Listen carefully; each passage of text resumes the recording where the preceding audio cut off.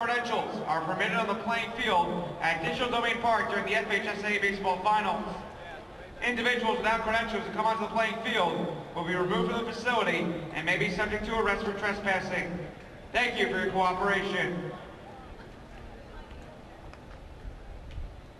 Florida Virtual School is proud to be the official online school of the FHSAA. Through Florida Virtual School, student athletes can access over 110 online courses, increase their GPA, and learn at their own pace, all at no cost to kindergarten through 12th grade Florida students. Learn more about Florida Virtual School course offerings, as well as on-demand tutoring options, by visiting our booth or finding us online at flvs.net.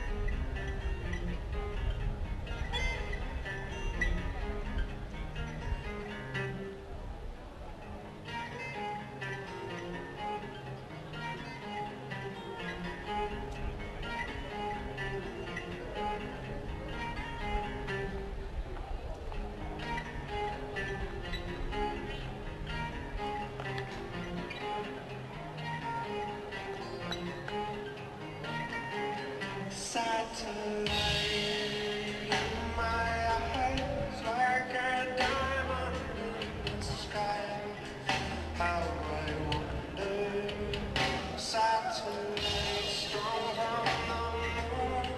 I know you're keep it up on another station.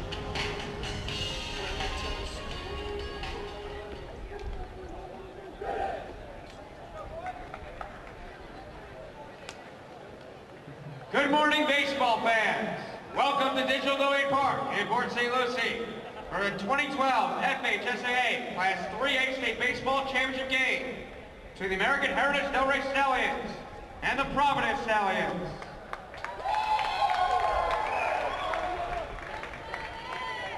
In the spirit of sportsmanship, we ask that all fans act responsibly and courteously to those around you. Abusive language or disorderly conduct is unacceptable and unwelcome at the FHSAA baseball finals. Let's afford the student athletes, the coaches, the officials, and your fellow fans the respect they deserve. Your cooperation is appreciated. Thank you. Just a reminder that FHSAAsports.com is the destination to watch the best in Florida high school sports coverage. Today's championship games are being streamed live on the internet. Text or call friends and family and tell them to go to FHSAAsports.com right now. Don't miss any of the action. You can also go to FHSAAsports.com to purchase DVDs from this year's championship.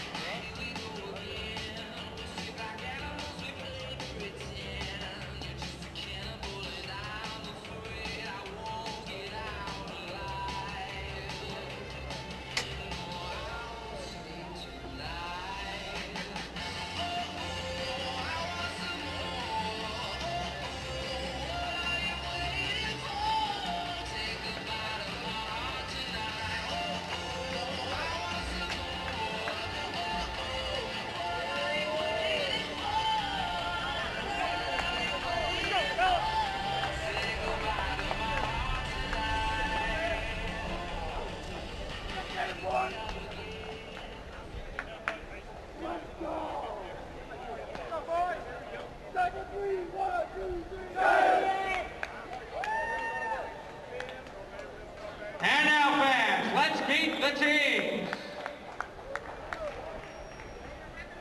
First, for American Heritage Delray Stallions, the visitors, with a record of 22 wins and 7 losses.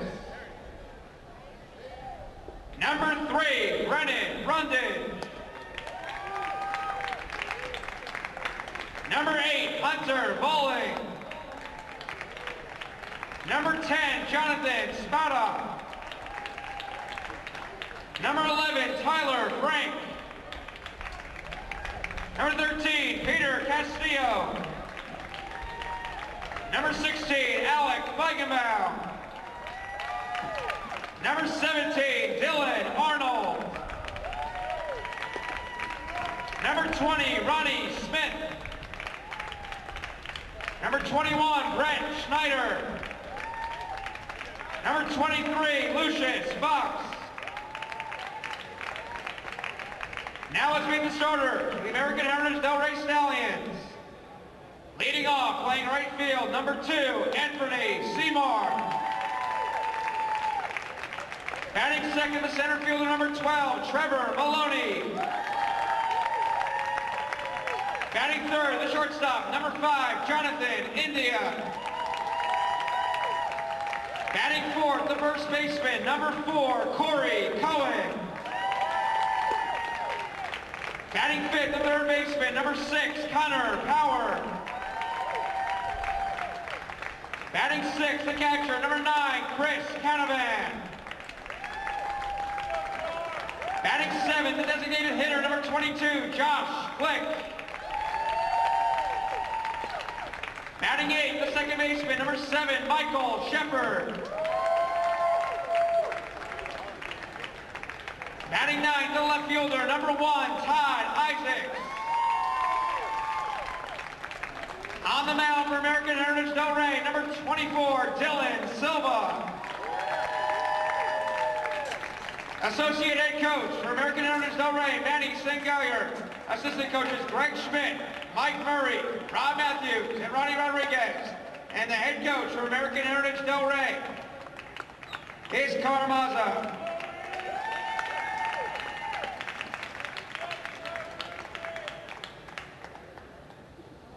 Now for the Providence Stallions, the home team, with a record of 26 wins and 5 losses.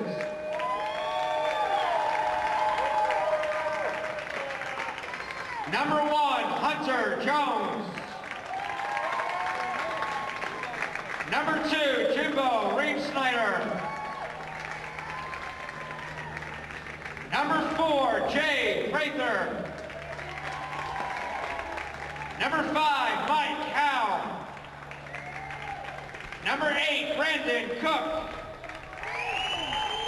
Number 9, Tim Catoni. Number 10, JT Vermilia. Number 21, Roland Layton. Number 23, Tyler Martin. Number 31, Zach Farr. Now let's meet the starters for the Providence Stallions. Leading off, playing center field, number 6, Christian Dix. Batting second, the second baseman, number 3, Mitch Buchanan. Batting third, the right fielder, number 22, Matt Fitzsimmons. Hitting cleanup, the pitcher, number 27, Walker Lockett. Batting fifth, the third baseman, number 20, David Boyle. Batting sixth, the left fielder, number 15, Brooks Lockett. Batting seventh, the catcher, number 12, Casey Cribb. Batting eighth, the designated hitter, number 33, Dylan McNulty. And batting ninth, the shortstop, number 17, Matt Wilson. Playing first base, number 14, Nick Scott.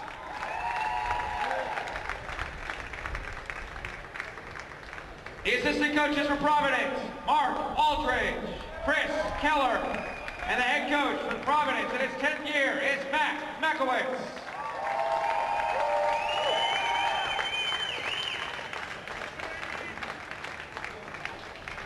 The umpires for today's game are from the Collier Officials Group from Naples, Florida. They are at first base, Les Severin. At third base, Bill Walker. And working behind home plate, Randy Merrill.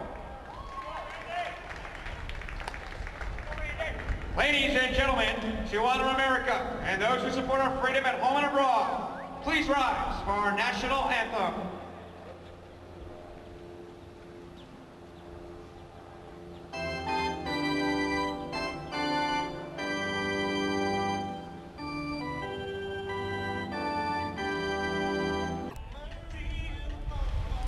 All right, let's take a look at the Providence Stallions of Jacksonville. 26-5 on the year, coached by Mac Makowitz in his 10th year as we head to the bottom of the first inning.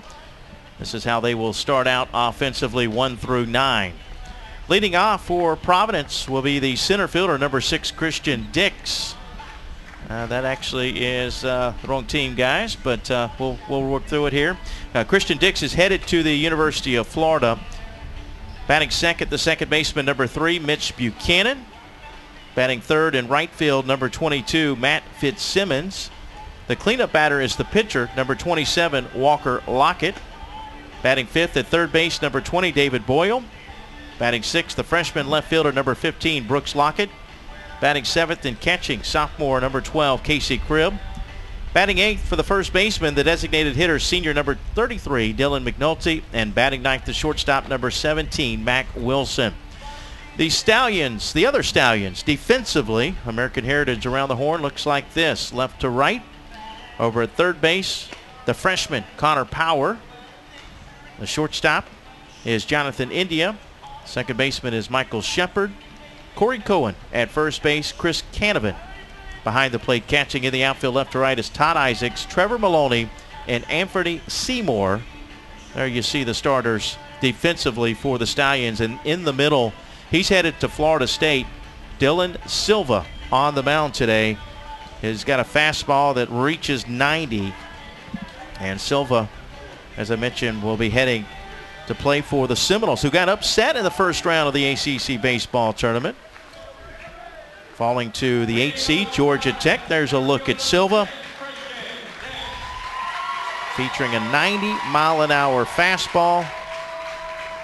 Meanwhile, his numbers on the year, 5-2, making his 12th appearance, his 10th start in 48 1/3. He's given up 28 hits, 17 earned runs, a 2.46 ERA. He's walked 36 and struck out 68. As the first pitch to Christian Dix misses for ball 1. So a future matchup here. Silva, who's headed to Florida State, and Dix at the plate, who's headed to the University of Florida. And you see how close Power's playing at third base. Respecting the bunt. 3 steps in on the grass, third base. Whoops. Quickly 2-0. Adjustment there. To Dix. Coming into the tournament, batting .379, 12 doubles, 2 triples, 2 home runs. That's going to miss for ball 3. 3-0 quickly to Christian Dix, who had a couple of hits yesterday and drove in a run. He'll create some chaos on the bases, too. Great leadoff hitter, setting the table. The 3-0 pitch. That's there for a called strike. It's 3-1. Taken on a strike right there with 3-0 count. The outfield straight away. Infield playing back except for Power at third base.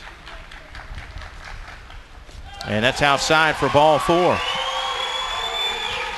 So a leadoff base runner for Providence here in the bottom of the first inning. And that'll bring up junior second baseman Mitch Buchanan. Well, it's going to be important to get a run early here against Silva. He's known to, once he gets into a groove, going to be very tough to score against. We'll see if they elect to bunt or try to steal a bag. Buchanan with a couple of hits yesterday, 2 for 4. Throw goes to first, not in time. Providence had 8 hits yesterday in the 4-0 win over Tampa Prep. Tyler Martin, Zach Favre combined on a 2-hit shutout. As this one is high for a ball. It would appear they're going to make somebody throw a strike before they elect a bunt here. 1 ball, no strikes with Dix at first. Certainly a threat to steal, so Silva will throw over there. Just to remind him that he's thinking about him.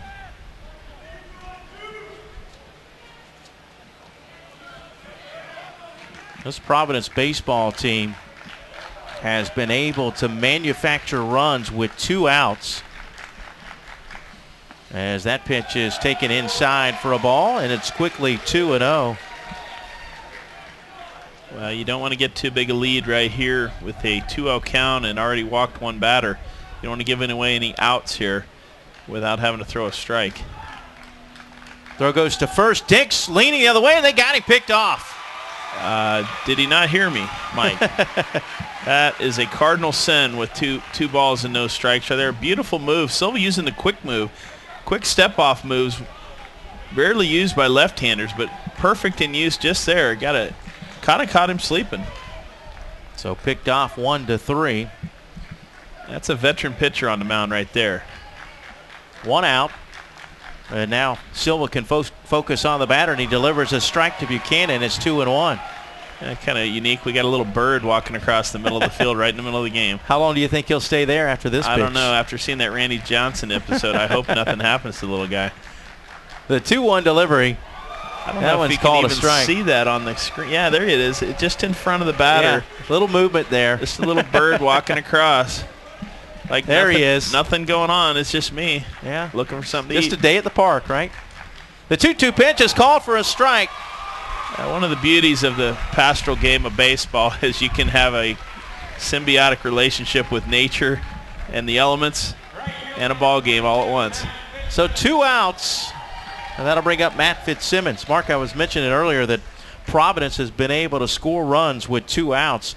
If you look in their last 3 games that they've played, against Tampa Prep yesterday, PK Young of Gainesville in the region final, and at North Florida Christian in Tallahassee in the region semifinals, they have scored a combined 19 runs. 15 of those have come with 2 outs. Wow. So they do not lay down with 2 outs. That's awesome.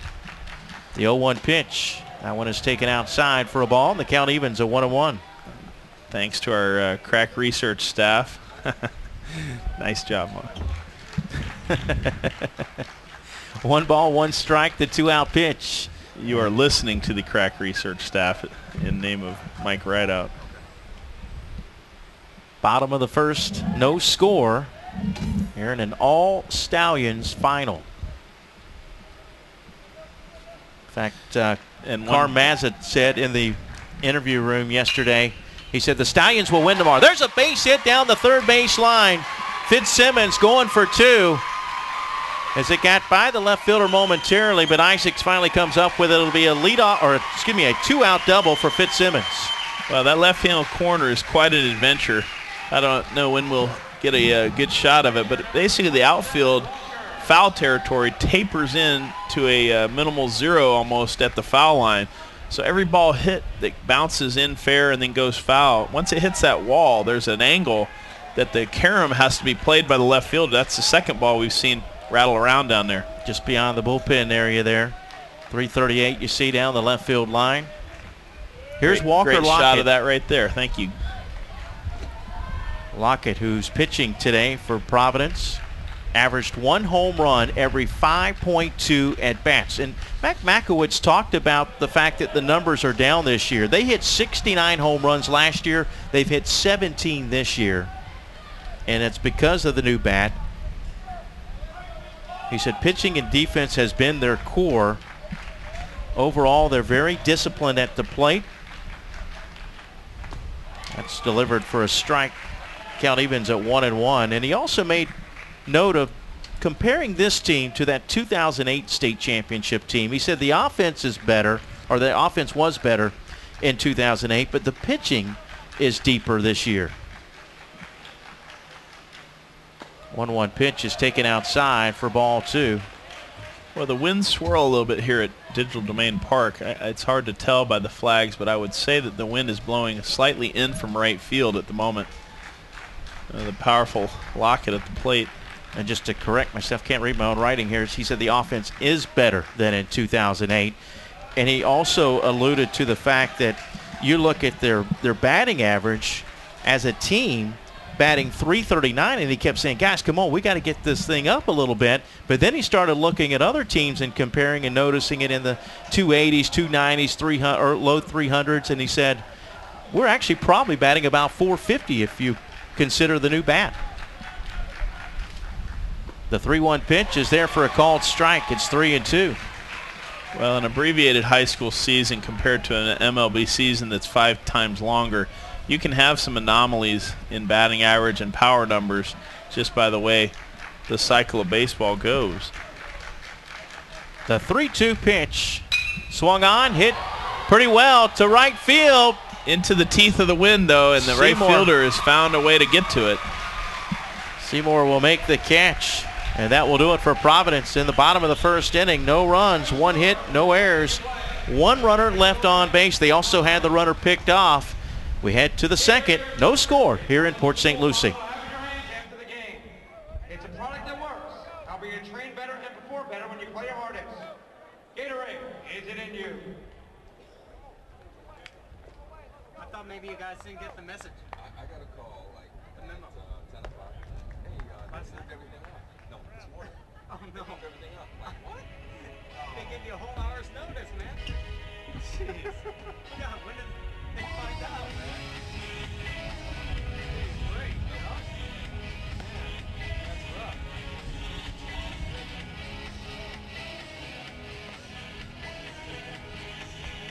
Hope they didn't give you any credit for being late. Now I know how to get down on the floor. Experience that moves you can't ignore. But something about this beat that's got me hooked. Come over here and take a closer look. 'Cause I can't get enough. I can't get enough. I can't stay. Welcome back to Digital Domain Park here in Port St. Lucie. Class 3A state championship game. The Class 4A title game scheduled for 2 o'clock as we have moved up our championships, expecting thunderstorms later this afternoon, and let's hope it's later rather than sooner so we can get both of these games in today. American Heritage will send up 5, 6, and 7. Connor Power will lead things off. He was at the plate when Cohen was picked off to end the top of the first inning. There you see your line totals. Each team with 1 hit. Well, we had a pair of base running situations just now in the first inning. In the first situation, the runner was picked off intentionally. It was called an early steal. Left early, trying to divert the attention away from the runner at third. The mistake was made when the runner at third didn't get off or at least bluff to draw some attention. Second baseman did the perfect thing and put the wheels on and forced the runner to go full speed back to the bag. Never gave the runner at third time to get further off the base. The hope there was the run would score before the out was recorded, but he did a great job of getting to the runner early. Power, the 8th grader. First pitch from the senior is low for a ball. These seniors for Providence graduated or have finished their schooling a month ago. I asked the seniors about that yesterday, and to a T they all said yes, it gives them an opportunity just to focus on baseball, as Lockett will throw out Power for the first out of the inning. But that's a nice luxury, not to have to worry about exams, just focus on baseball. Well, you got to be mature though to use that time wisely, and it certainly seems to have paid off here reaching the finals. So 1 out. That'll bring up freshman Chris Canavan. American Heritage starts an 8th grader, a freshman, and a sophomore in their starting lineup. The freshman Canavan, though, he was the one that hit the ball deep in the hole at short and beat it out. He said in the media room yesterday by a half a step. I mean, it was that close at first base to allow the run to score, and they won 5-4 in 9 innings. Well, they always say that baseball is a game of inches, and that's why you can never let up. You never know when a ball is going to take a funny hop, a throw is going to be in the dirt. first baseman is going to have to leap high off the ground to retrieve a ball and leave the bag. So always hustle every play. And it was an error on a ball hit to short that Cohen reached safely on it, a throwing error, and he was able to score on Canavan's hit. Canavan had 2 hits yesterday in the RBI. The freshman takes this one inside. That will even the count at 2-2. 2 balls, 2 strikes, 1 out. Top of the second, no score here in Port St. Lucie. As for all the marbles in 3A. That one's lined back to the seats, out of play. I've been very impressed. There we see a quick look at the catchers here. Guess that's a Mohawk he's sporting there. Yeah, I've been very impressed with the level of play, the quality of the play at the 3A level here in the semifinals. And this finals game should prove to be one of the better games we see. Grounded to the right side, Buchanan at second, on to first in time. Nick Scott, the junior, at first base. Did not play yesterday. 4-3 on the putout. There's 2 away for Josh Glick, who was the pitcher yesterday. He's the designated hitter today. Glick got the win yesterday on the mound. Coming in relief, Dylan Arnold started. Castillo came in relief, and then Glick pitched 4 innings of scoreless baseball, allowed only 1 hit and struck out 7. And if you remember, Mark, he had that sidearm motion in the interview room yesterday. He was asked when he started that sidearm motion just last year, because coach said that he could not throw over the top. He couldn't hit the wall at the end of the media room. So he actually approached Carmazza if he could try throwing sidearm, and it really has worked in his favor. Well, that's a great tribute to the coaching staff that understands not every pitcher needs to look vanilla. Some pitchers can get the job done using different approaches, and obviously not everybody can be a Walker Lockett coming from over the top throwing close to 90, or a left-hander like Silva that has an advantage. Count evens at 2 balls and 2 strikes with 2 outs. The 2-2 pitch from Lockett. Bounced over to the left side to Wilson at shortstop. The throw across in time. And it's a 1-2-3 inning here in the top of the second. We head to the bottom of the second, still scoreless, and this all-Stallion final in Class 3A.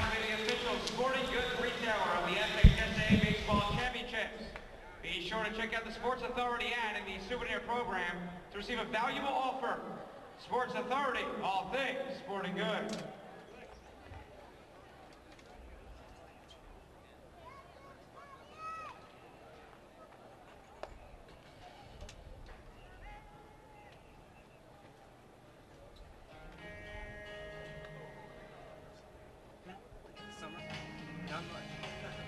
We do a couple Tampa-based arena football games, and there's a down in the West soccer. It's like a league under the MLS soccer. We go to their games, a couple Florida State League games, Tampa Bay games, Clearwater. A couple of those, 2 games here and there, like those. Yeah, pretty much. Yeah, we take a lot of vacations off. Because there's not that much going on day to day.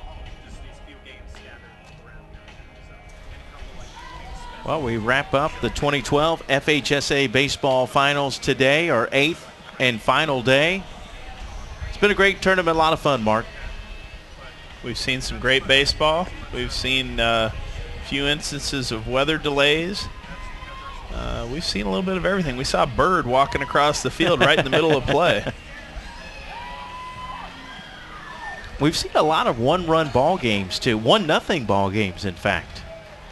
Well, my favorite game so far, I have to go back to early in the tournament. The other American Heritage had a number 9 hitter in extra innings, top of the 8th inning, hit a 3-run home run that ended up being the difference maker in a 3-0 win. American Heritage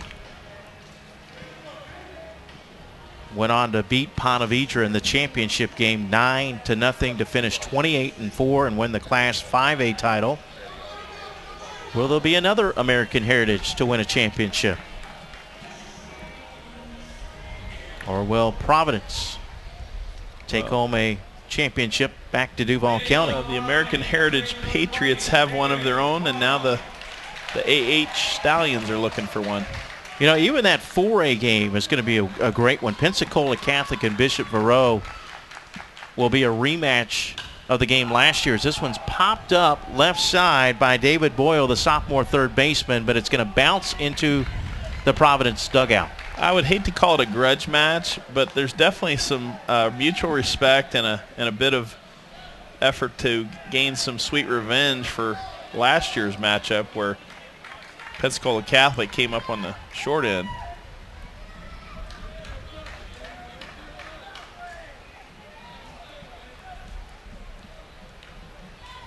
Now Silva seems to have settled in after that first inning, a little rocky start.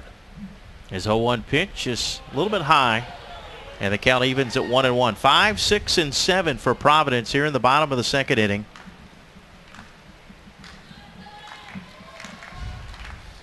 Boyle batting .381. 9 doubles, 1 triple, 3 home runs coming into the tournament. Quickly ahead, 2 balls and a strike. Boyle looking for his first hit of the tournament. He had a base hit taken away on a diving catch by Matt Hodges of Tampa Prep in center field yesterday. Something not right with Silva. I don't know if he's feeling sick or what. Did you notice? I was looking away. When he landed, did he land awkwardly? I didn't notice. We had a starting pitcher the other day that was throwing right up in the first inning, yeah, but this is something associated with either his foot or his ankle, his right foot. Yeah, I thought I saw him looking gingerly the way he was walking. Well, that would be a terrible blow to American Heritage. If Dylan Silva cannot continue, I would think that might press either Josh Glick back into the service on the mound, or they may have to go to Trevor Maloney. Peter Castillo threw yesterday. Glick threw. Well, remember now, Dylan Arnold started the game, but he only faced 13 batters. That is the pitcher that was struggling, keeping his fluids. He was throwing up in the middle of the first inning after the first batter, backing up third base. Dylan Arnold was having trouble keeping his breakfast down, I guess, if you would say. Well, Silva going to be given a few warm-up tosses here. Well, the fear here always is whenever you have a foot injury, you have the tendency to favor it in your delivery, and not only will it affect your control, it could actually put strain on your arm and do some damage to something that's going to take you to college. So you have to be very careful here in your decision how to go forward. Well, and not only that, too, we've talked about the mental aspect of the game, but if you are favoring an injury, whether it's your release or what, you're going to be thinking about it constantly as you're delivering, aren't you? Well, you are, and like I said, as you do favor it, it's going to put different strain on different body parts. Especially in a pitching mode where you're throwing repetitively. A famous story is that of old-timer Dizzy Dean was Hall of Famer still, but was an all-star, but he got hit in the toe, the comebacker. Didn't want to tell anybody he had a broken toe, kept pitching, and as he was favoring it, he ended up developing arm problems as a result and was never the same the rest of his career. The 3-1 pitch, swing and a miss. Well, 3-2. I wish I could throw that well with the sore foot. That was a great pitch. Yeah, it was. Looked like his best pitch of the game so far. So sheer grit and determination right here by Silva. Looking for strikeout number 2. That one's lined past the shortstop, India, into center field for a base hit. Second hit of the game for the Providence Stallions. A leadoff single here in the bottom of the second.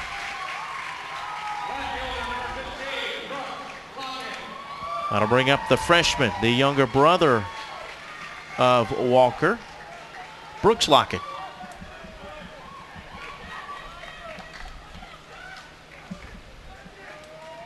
Brooks had a big hit yesterday. He drove the ball the opposite way and drove in 2 runs. Showing bunt here, takes it high and outside for ball 1. Well, Silva's already demonstrated that he has command on the mound and his pickoff repertoire is wide. So they may elect, rather than use the running game, use a small ball by bunting the man over with no outs. He uses that quick move again. Wow, a close one at first. He has got a... Mac Makowitz calls timeout. He's going to question whether or not that was a balk. I think. Either that or he's going to have a nice stern talk with his base runner. And make sure they're on the same page. Tell him how many laps he's going to run if you get picked off. I would love to be listening right now. That I can only imagine that he's going to tell him, say, look, you got to watch his back foot. If his back foot moves, he's coming over.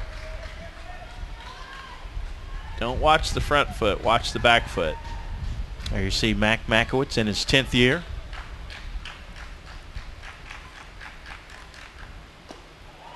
That one's there for a called strike, and the count evens at 1-1.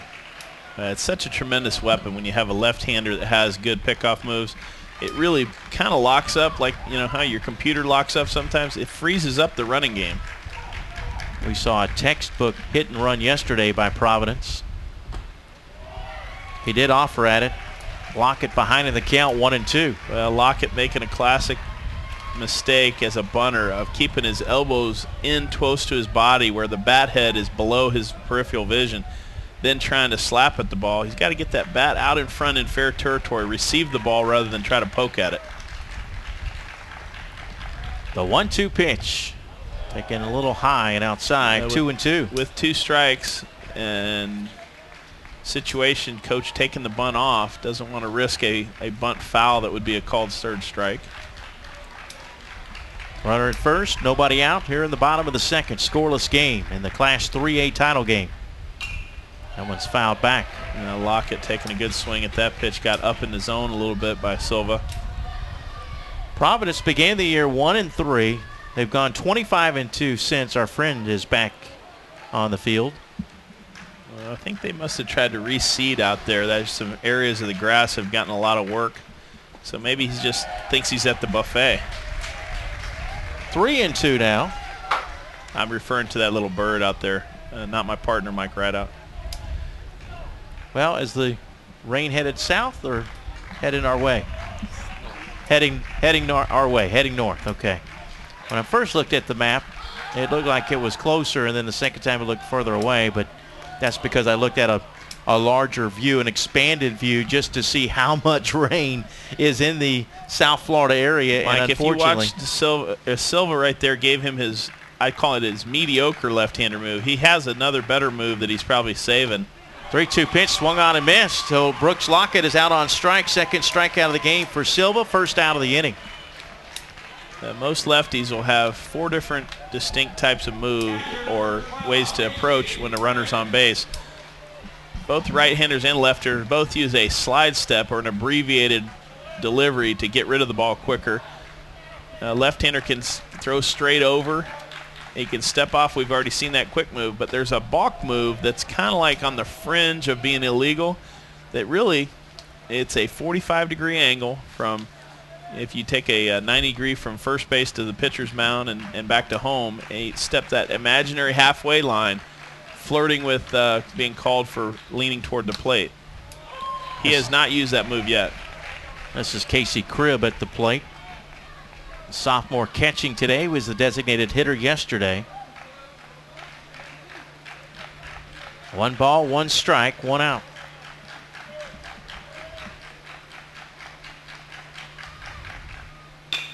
And that one could be 2. The shortstop, India, the freshman, on to first. Taylor made 6 unassisted to 3. And that will do it for the Providence Stallions here in the second. No runs, a hit, no errors, and nobody left on base. We head to the top of the third. Still scoreless here in Port St. Lucie. Please visit c2cschools.com, the official sports management system of the FHSAA, for all your school and sports information. C2C provides parents, students, and fans with schedules, scores, rosters, pictures, driving directions, and much more. Visit your school on c2cschools.com today.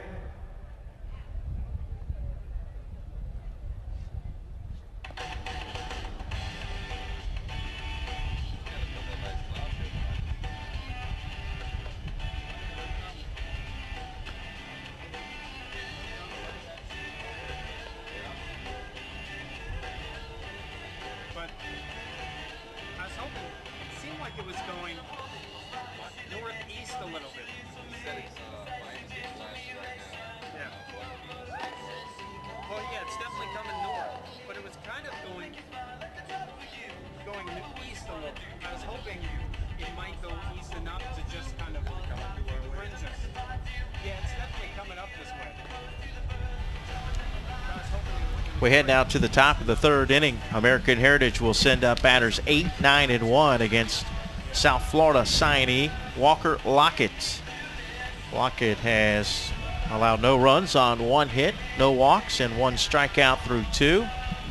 Providence with 2 hits, American Heritage with 1. So somewhat of a pitcher's duel so far, and we kind of expected that with 2 Division I signees going head-to-head today. Well, Mike Carmazza must be totally relieved after seeing his starting pitcher finish that inning. If it wasn't looking good for Dylan Silva, you know, pulling up lame slightly, requiring a visit, and nobody was really sure if he was going to be able to finish the inning. He came back with one of his best pitches after that respite and finished the inning with a perfect tailor-made double play ball.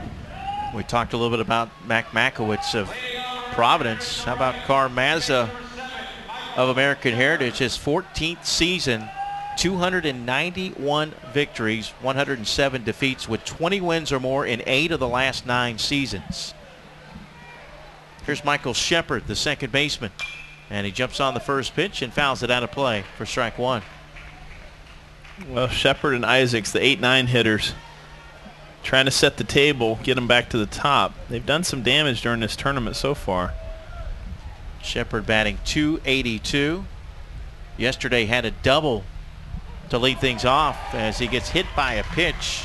Well, that's a good sign for Coach Mazza. He's hoping that having the leadoff man on gives him options here with these speed guys coming to the plate. Here's sophomore left fielder Todd Isaacs. Well, guessing that the bunt's going to be in play right here. Sacrifice bunt is in order.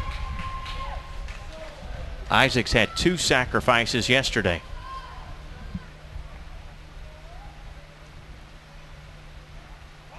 Third baseman creeping in as this one's bunted back to the net. I've always been curious why in such an obvious sacrifice bunting mode hitters think that they can somehow surprise somebody by bunting for a base hit. He waited late to square on that and certainly popped it back. Now this may be a situation where coach rolls the dice and tries a hit and run. Both teams excellent defensively. So you got to keep your options open. Once you start moving the fielders around on the steal play, opens up a lot of holes for ground balls to find their way through. Coming into the tournament, Isaac second on the team with a .316 batting average. This one fielded by Lockett. More of the classic square early sacrifice bunt right there. So a nice recovery by Isaacs. 1-3 on the sacrifice. Shepard to second, and now we head to the top of the order. Here's Anthony Seymour, who struck out against Lockett in the first. Was caught looking.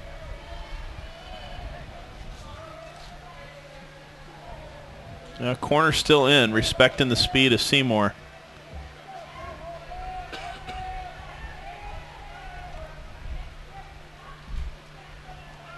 And he is bunting, and he pokes it toward the pitcher. Pitcher off the mound quickly. Walker Lockett. Mike, that was an athletic play. If he does not go quickly for that ball, there's no chance he can catch up to Seymour running down the line and cut him off before he got to first base. Yeah, great play by Walker Lockett, running the runner down. Got to tell you though, Mark, the most athletic play I've seen was at the FHSAA softball finals on a ball hit to third, and the girl at third base ran down the runner at first. I've never seen that before. Wow. Her coach calls her the best in the country. Well, it is not uncommon for at the time the pitch reaches the plate in those softball games for the third baseman to be what I like to call right in their grill. Yeah. Almost to the circle, in fact. Here's Trevor Maloney, the senior center fielder, who singled his first at bat. He has the only hit for the American Heritage Stallions. Top of the third, no score, but American Heritage with a runner at third.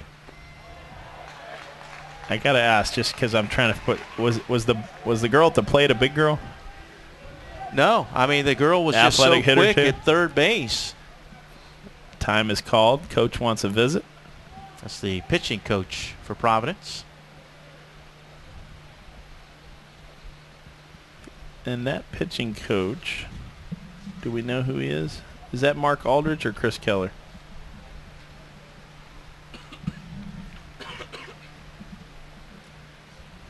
Sorry, I did not know that.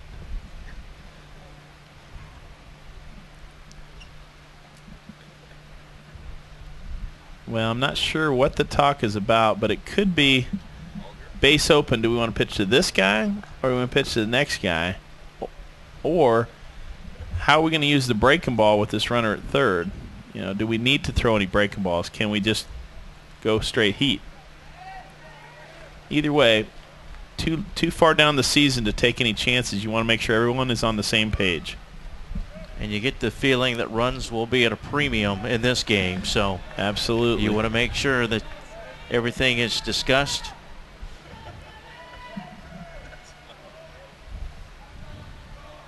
The 1-0 pitch to Maloney. Called a strike. Didn't look like a breaking ball, but didn't look like his best fastball. So I'm not really sure what the nature of that pitch was. Perhaps a two-seam fastball. Maloney now with a couple of hits in the tournament. The 1-1 pitch. Outside, 2-1. No runs, 2 hits, 1 error for Providence. No runs, 1 hit, no errors for American Heritage.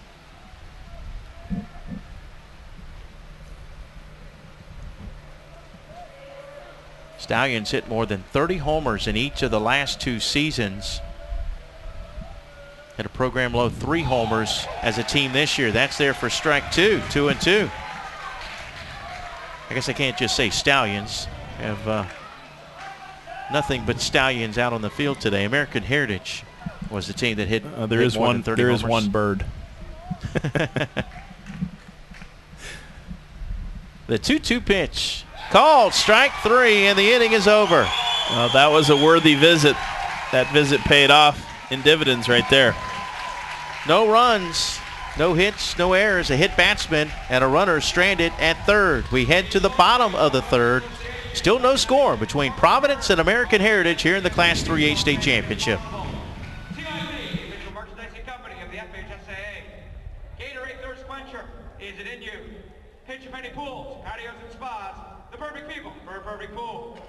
Sports Authority, your baseball authority. Balfour, makers of official FHSAA championship rings.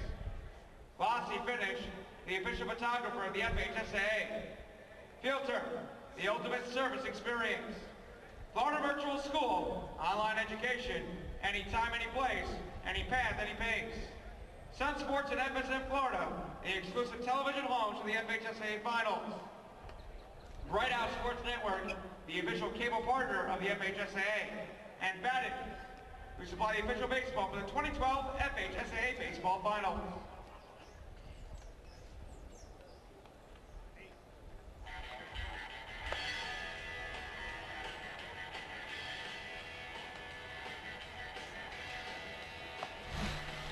Mike Wright out along with former Valdosta State pitcher Mark Schanbach.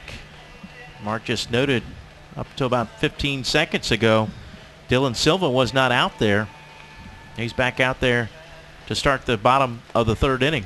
Well, I'm not sure what is going on medically with Dylan Silva, but either he was getting some additional medical attention or he is just very composed about what he's going about. Every fielder was on the field before Dylan Silva ever left the dugout. And he did not walk. He jogged out to his position, so he looks healthy. I just think he's mentally gaining his focus before he ever travels out to the hill. Providence will send up 8, 9, and 1. Designated hitter Dylan McNulty will lead things off. McNulty was the starting catcher yesterday. Leading off for Providence, designated hitter number 33, Dylan McNulty. McNulty went 0 for 1 with a walk and a strikeout. Today, McNulty is hitting for defensive player first baseman Nick Scott in the lineup.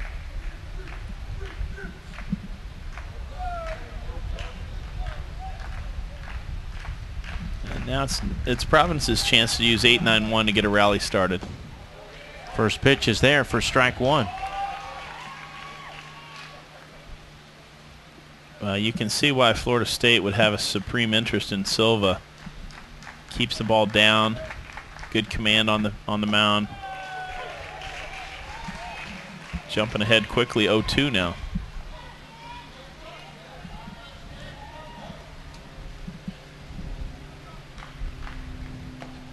Standard defense all the way around.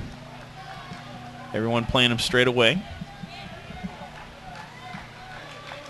There are not 2 outs, as the big scoreboard says. 1-2 pitch, low and outside. First batter of the inning, and now we get a correction. Our guys are on top of it. Thanks.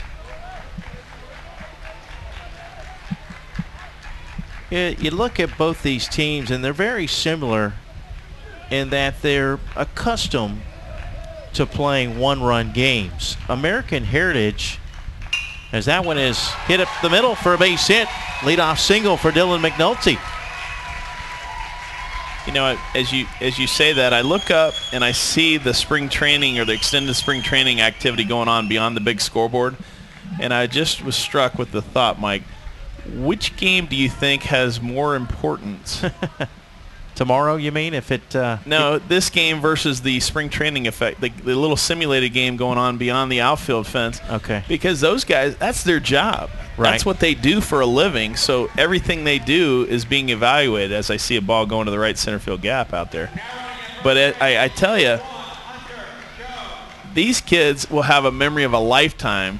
That game out there is a moment of one of 160.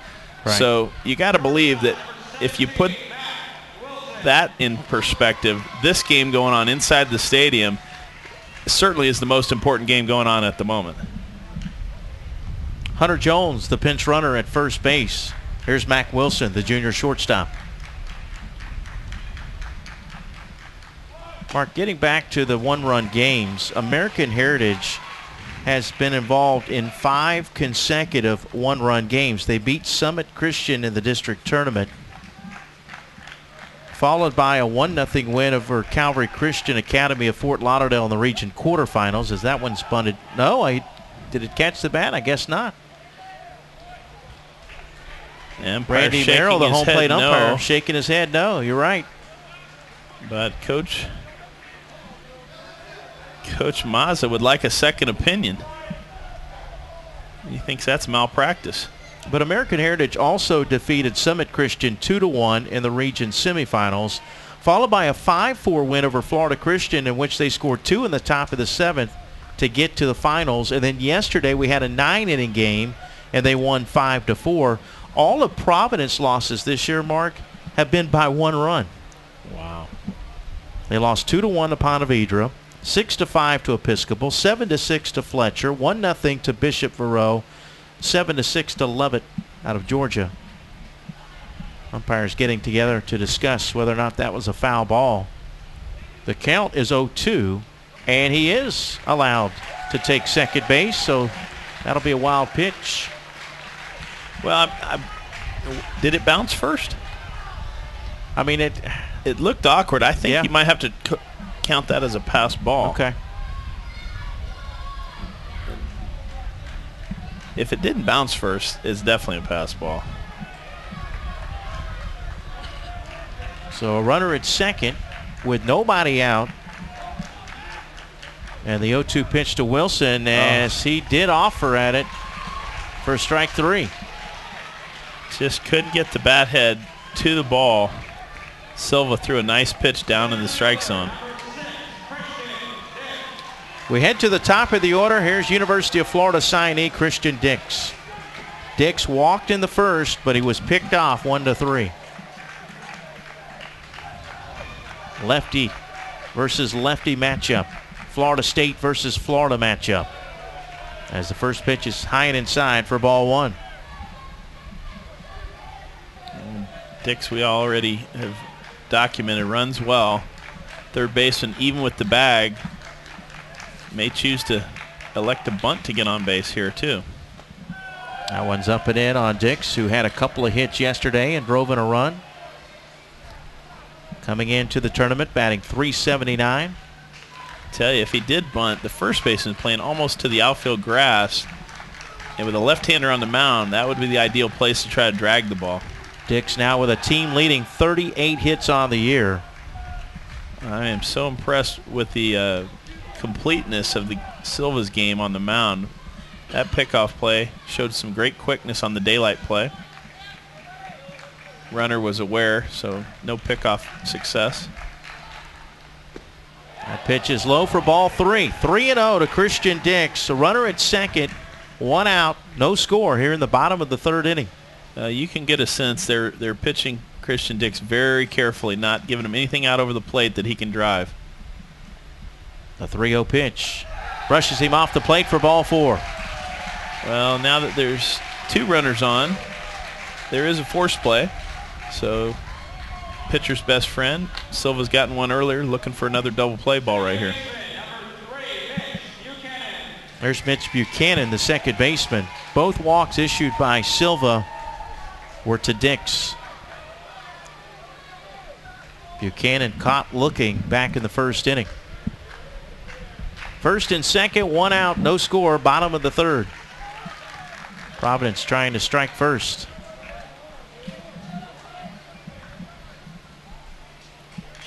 Outfield still appears fairly deep. Wind shifting a little bit. Way high on that pitch. Wind appears to be blowing from foul pole to foul pole, right field toward left field. See how that affects any fly balls. 1-0 pitch won't be made. Now the runner went back and left the bag a little prematurely there. That was a little awkward. Providence making its 3rd appearance in the state title game in the past 5 years. State champions in 2008. One's called a strike and the count evens at 1-1. American Heritage making their 3rd appearance in the state semifinals. They were here in 2006 and 2007, but their program stretches only 15 years. First state championship game appearance in their brief history. The 2-1 pitch inside, ball 3. It's 3-1. Well, you can see how the teams carry themselves, that they're well coached, they expect to win, and they have the ability to execute the simple yet complex things such as pickoffs, bunt coverages, all the little things that add to winning programs. Silva from the stretch with 2 on and 1 out. Timeout was called. Well, 3-1 count, you're never going to get a better pitch than right here. So he wants to be completely ready, looking for a pitch in a certain zone he can drive. Called a strike. Buchanan had tossed his bat. He thought it was ball 4. Instead, the count is full. Hold on there, Horsey. Not so fast. No pun intended for the Stallion. Actually, that wasn't okay. All right. 3-2 now to Buchanan. I'll cop to that one being a little corny. Buchanan batting .346. The pinch runner Jones back to the bag at second. First and second with Dix at first. 3-2 the count. Matt Fitzsimmons on deck. He doubled down the third base line his first trip to the plate. The 3-2 pitch, that one is inside for ball 4. And he hustles down to first base. With the bases loaded, we're going to have the big boy, Matt Fitzsimmons, coming to the plate. Right fielder. And the other big boy on deck. Well, there's definitely getting tougher as it goes along here for Silva.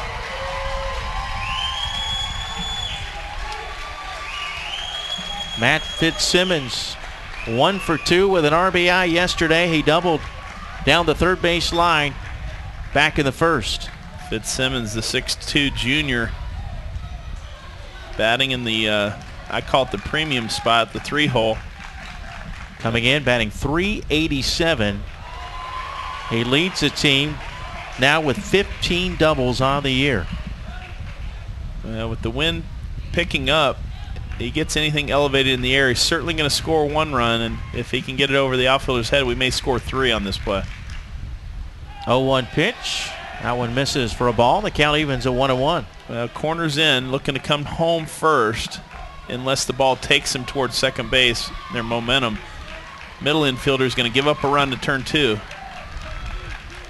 The 1-1 pitch. That one's a wild pitch, but it ricochets back to Canavan. Talk about your brakes. Wow, that ball took such a hop. It was so wild. It actually, I think, got to the dirt and bounced up, hit the netting that kind of trampolined the ball back toward the catcher. Well, Silva scuffling to get out of this inning. With 1 out, should he get the ground ball up the middle, and they do succeed in turning the double play, then no runs will score. Any other time, that would have gotten the runner home. A lot of room behind home plate. If it hits that rubber pad, it usually dies and lays there, but that one came back like a trampoline. 2-1 pitch, hit in the air to right field. That should be deep enough to get 1 run home. Seymour makes the catch, the runner tagging. The throw to the plate is not in time. He missed him. And Providence takes the first lead of the game, 1-0. The throw was up the line, as you saw. Made a nice attempt to reach back and get the tag. Smart base running as he went wide enough to still be within reach with his hand. So Hunter Jones scores. Well, apparently the home plate umpire has warned the Providence dugout about celebrating. Probably for coming out of the dugout to greet the runner on a play that's still live. You don't want, it's not like it's a walk-off or something where it doesn't matter. Once you get a bunch of players on the field, it can interfere with the play. Here's the pitcher, South Florida signee Walker Lockett, who flew out to right back in the first. Runners on the corners, Dix at third, Buchanan at first. The 2-out pitch, a little high, ball 1. So Providence with 1 run now on 3 hits. With a speedy runner like Dix on third, leaving early now wouldn't be a bad move, and creating that rundown effect, because Dix is certainly more capable. But with 2 outs, you don't want to. There you go. Base hit to center field, and the Stallions of Providence now lead it 2-0. Timely hitting. We've talked about their 2-out runs. And they get another one. Let me ask you a question, Mike. Here's a good one. Does the runner that tagged from third count in your stats as a 2-out run, because the catch was made before he tagged up? And that's a good point.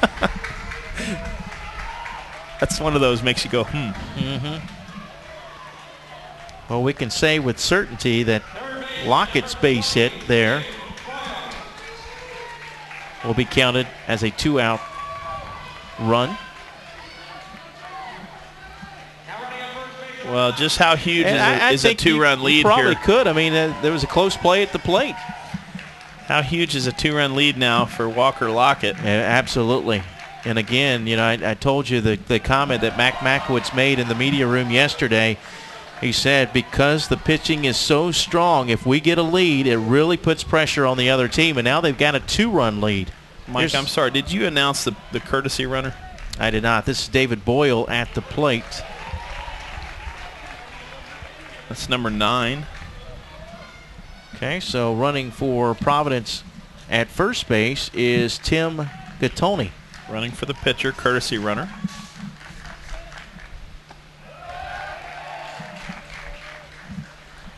Two and one to Boyle, who singled back in the second inning. Providence with 2 runs on 4 hits against Florida State signee Dylan Silva. Gattoni is a 6'3" junior on the base pass.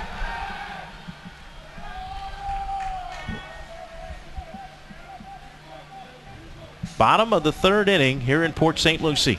Boy, you just can't get comfortable with 2 outs on this team. They do so much damage.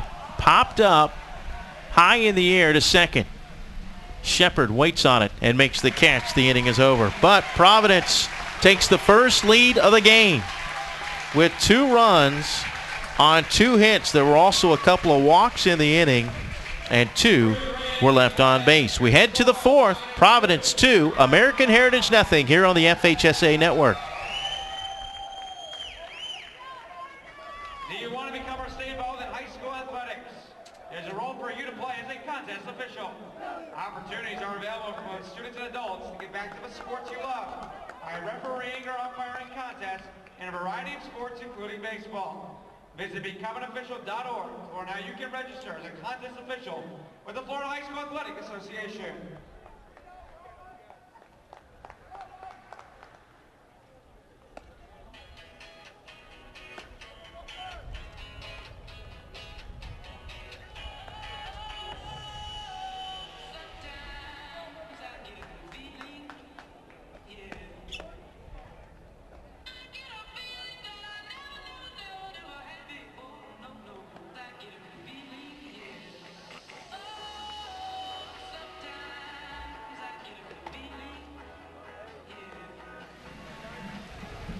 Class 3A state championship from Digital Domain Park in Port St. Lucie, spring training home of the New York Mets.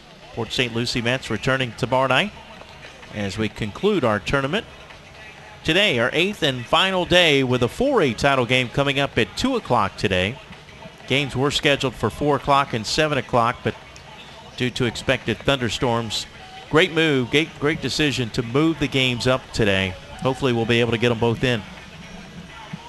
Well, Mike, just watching the body language of the 2 teams after that rally inning, you can see there's a little extra bounce in the step of Providence, and American Heritage looks nervous. They look worried. Yeah, you remember, though, yesterday American Heritage built a lead. St. Pete Catholic came back, tied the game on a home run, and it took just one play to turn the momentum around, and that one play, if you remember, was getting the runner picked off at third base when it looked like in the bottom of the 6th, St. Pete Catholic may score and go on to win the game.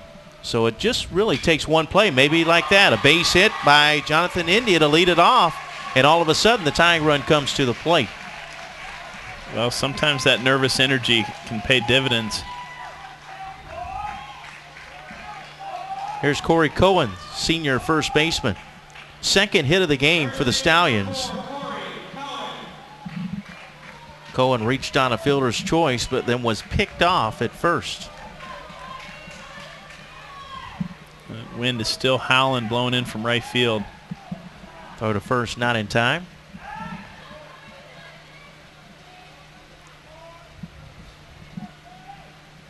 India, the freshman at first base, stretching the lead again. Lockett from the stretch. And there's another hit to center field. Back-to-back singles. Well, we joked that this is going to be a horse race, and yeah, much like any horse race, the team that takes the lead doesn't always finish at the finish line first. I believe we'll have a runner for Cohen at first base. Brendan Brundage had come out of the dugout, but instead they're going to send Tyler Frank to run at first base.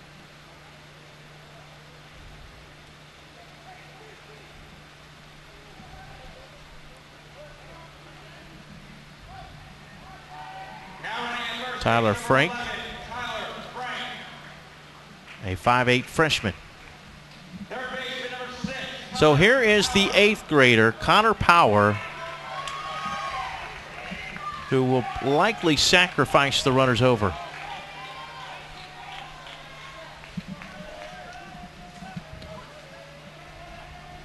Let's see if he can execute. Well, he's swinging, looks to be swinging away. He takes a strike. Does that surprise you?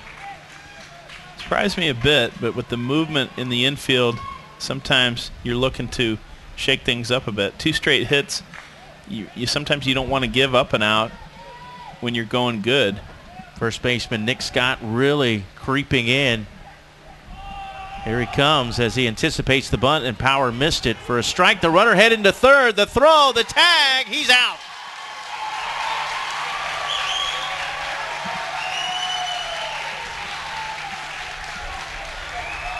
The other runner, Frank, holds at first as Boyle tags him out at third base.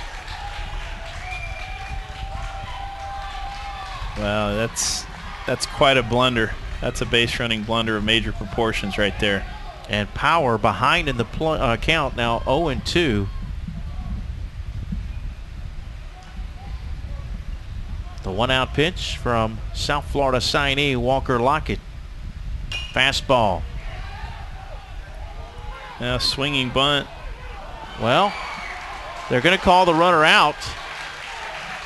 He did not make contact with the ball, so I'm not quite sure what the call is here. Coach Maz is blowing a gasket. They're going to send the other runner back to first. Home plate umpire Randy Merrill makes the call. I can't believe if the umpire thought he made contact with the ball outside the box, it did not appear that was the case. He's saying he interfered as a runner from the fielder making a play on the ball. I don't see how that could be the call, though. Well, based on what we see from up here, no. But if you're the umpire, you're down on the field, your angle is different. He may have thought that the runner was running in fair territory. Yeah, he didn't go out of the baseline. But you have until you get halfway down to have to correct yourself. That's a throwing lane you have to run in. If you're a right-handed batter, you're not going to go around home plate in order to run in foul territory. You're going to take off in the closest direction to first base. So I'm not sure what the umpire saw, and let's face it, they're human beings. He may not have seen it right. This is Chris Canavan, the freshman catcher. So now 2 outs. They had 2 on with nobody out. Now they have 1 on with 2 outs. And momentum has shifted back over to the team in white. That momentum shifted as quick as the wind can shift around here. Yeah. We look at Major League Baseball going to some replay angles and things like that. It's just where do you draw the line? It's a human game. I look at a play like that, no different than a bad hop or the sun getting in the player's eyes. You just have to play through the adversity and not let it affect you.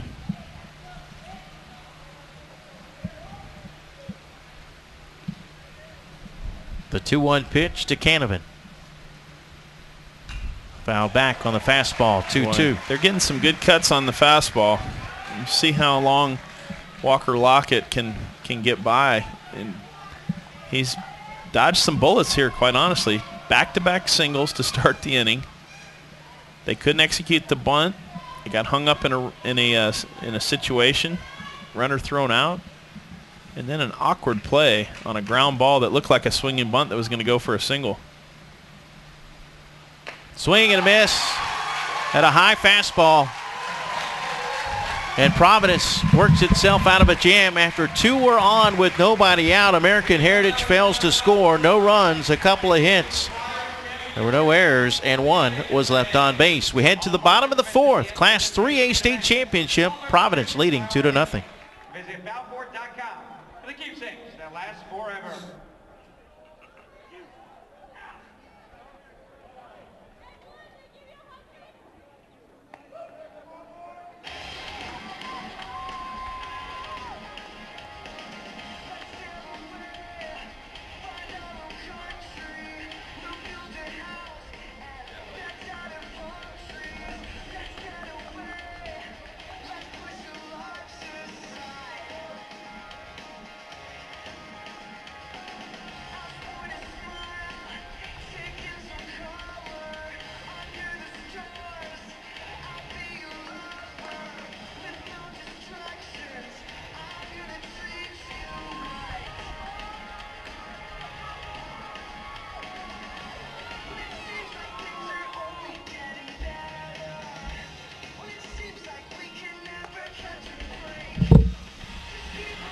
Welcome back to Port St. Lucie as we head to the bottom of the fourth inning. Providence leads at 2-0. 2 runs, 4 hits, 1 error for the Stallions of Jacksonville. Providence, no runs, 3 hits, no errors for the Stallions of American Heritage out of Delray Beach.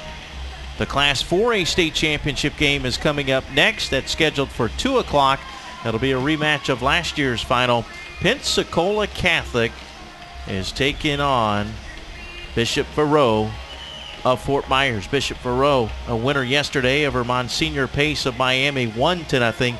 Pensacola Catholic, a district runner-up, defeated Bishop Moore Catholic of Orlando 3-2. So Pensacola Catholic and Bishop Faroe coming up at 2 o'clock this afternoon. As we head now to the bottom of the fourth inning, Providence will send up batters 6, 7, and 8. Brooks Lockett, the freshman left fielder, will lead things off.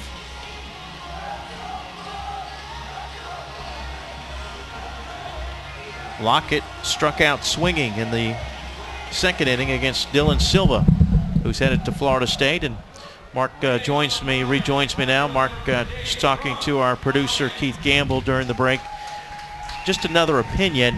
He thought the ball hit the runner's foot. So that's an opinion, but another opinion, someone that has maybe had another look at it at a different angle. Well, I agree. I took a peek at the other angle as I was out of the booth, and that is the prevailing opinion is what happened there. 1-0 pitch is there for a called strike, 1-1. Boy, a tough break, though, for American Heritage. They get after giving up 2 runs, they get their first 2 on base. They have a runner thrown out, caught stealing, and then an interference play. The 1-1 pitch, one's taken outside, ball 2. But as you said, you got to play through those types of adversity. There's still a lot of baseball left, even though we're right at the halfway point now. This one's fouled back. 2-2. Bottom of the fourth.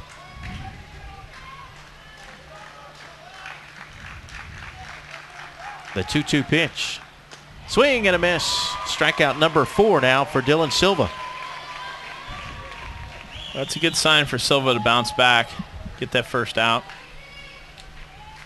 Catcher number 12, Casey Cribb. Here's Casey Cribb. Grounded into a double play to end the second inning. 6 unassisted to 3. First pitch is taken outside for ball 1. Providence 26-5 on the year. All 5 losses have been by 1 run. They have not lost since March, when they lost 1-0 to Bishop Faroe, who will play in the 4A title game today, and that was 1-0. Their pitcher only gave up 4 hits in that game. They've won 19 in a row since. Looking for their second state championship in the last 5 years. Called a strike here.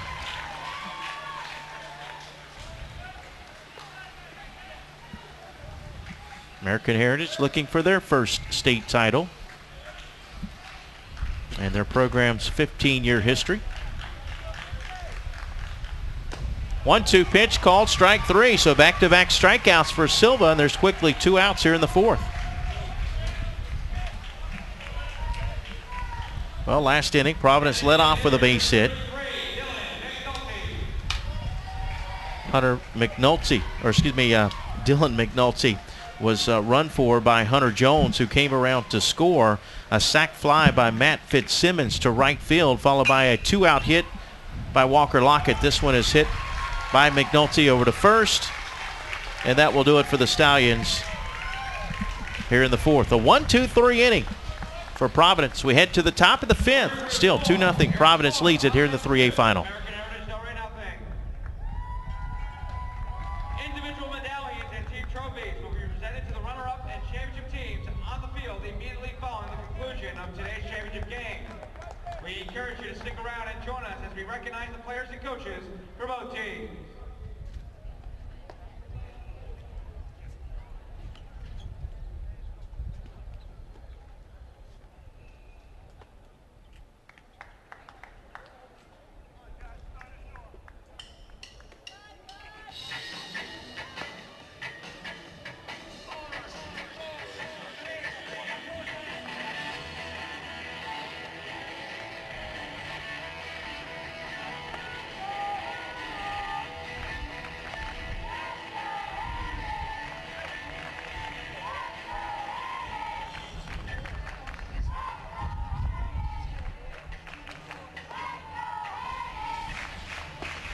Bottom third of the order coming up for American Heritage, as these American Heritage fans make some noise trying to motivate their team. Walker Lockett back out on the mound. The South Florida signee will face the bottom third of the order. Josh Glick will lead things off. 2 runs, 4 hits, 1 error for Providence. No runs, 3 hits, no errors for American Heritage. So Providence now with 11 consecutive innings of scoreless pitching here in the state tournament, state finals.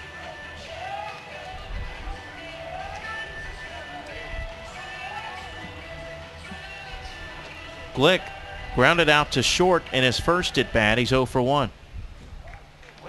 1 for 4 yesterday. Coming in, batting just .239.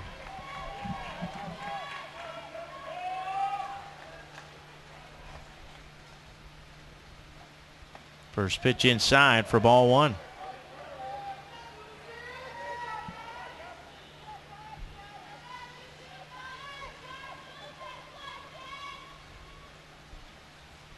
That one's taken outside for ball 2. 2 balls, no strikes. Lockett has not walked a batter. He has hit a batter, and he has struck out 3. The 2-0 delivery. Swung on, popped up into shallow right field. In fact, second baseman Mitch Buchanan will go make the catch, and there's 1 away. That'll bring up the senior second baseman Michael Shepard. Shepard was hit by a pitch in the 3rd inning, left stranded at third base. American Heritage has stranded 3. Well, if I didn't know any better, I'd think these teams know that the bad weather's coming. They want to get this game over quickly. I know the pitchers do. This one's bunted foul by Shepard. Michael Shepard coming into the tournament batting .282, 20 hits on the year, a couple of doubles. Outfield shading around to the right. Get the left fielder toward left center. 0-1 pitch, grounded to the left side, backhanded by Wilson. The long throw to first. Scott can't scoop it out of the dirt, can't hold on to it. Well, the long throw seemed to just lose steam just at the end. Ball bounced first. That will be an infield hit for Shepard. Would have been a nice play in the hole. Could they have recorded that out? So here's Todd Isaacs with the top of the order on deck. 1 out, 1 on. Tying run at the plate. 2-0 Providence. Here in the top of the 5th inning. The 1-out pitch. This one is hit back to Lockett. Gets the sure out at first. 2 outs as Shepard moves to second. And now here's Anthony Seymour as we head to the top of the order. The junior right fielder looking for his first hit today. Seymour, though, yesterday had a triple in the 1st inning. Also had an infield hit. Scored twice. That's the second time I've seen Lockett deliver the ball to the first baseman from a decent distance underhanded. I wonder if because when you're 6'6", that ball coming from so high has a tendency to sail. That's not something his coaches have directed him to do. Either way, it's been effective. He's made good throws both times. Seymour caught looking in the 1st inning, had a sac bunt in the 3rd. No balls, 1 strike, 2 outs with a runner at second. See if the Stallions of American Heritage could get a timely hit. That one line foul, first base side, just beyond the dugout.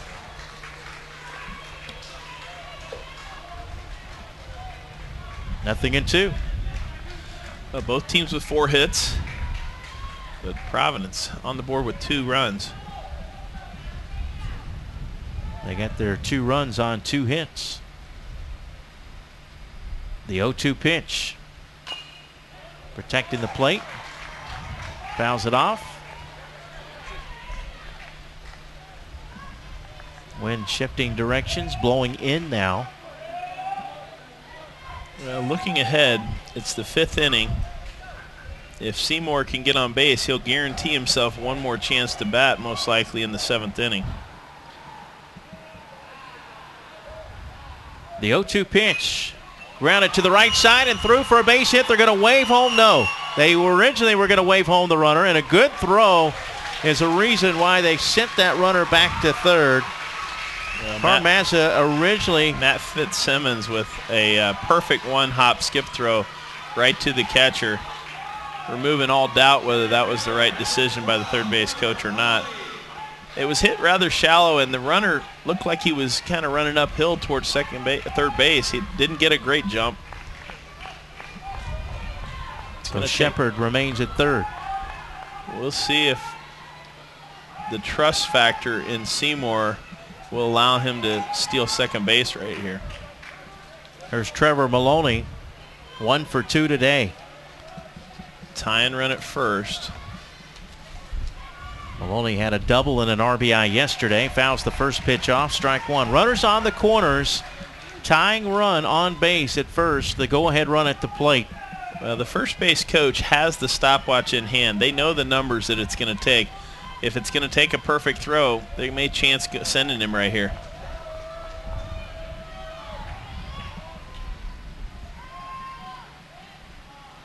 The 0-1 pitch. Big cut there. Swing and a miss for strike two as Lockett blew it by him.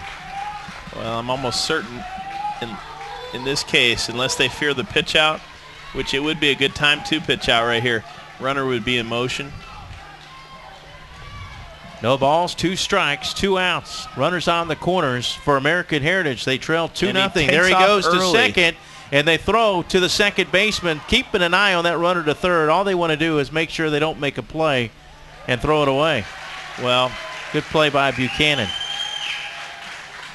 That's quiet confidence there by Providence, not allowing that play to become chaotic.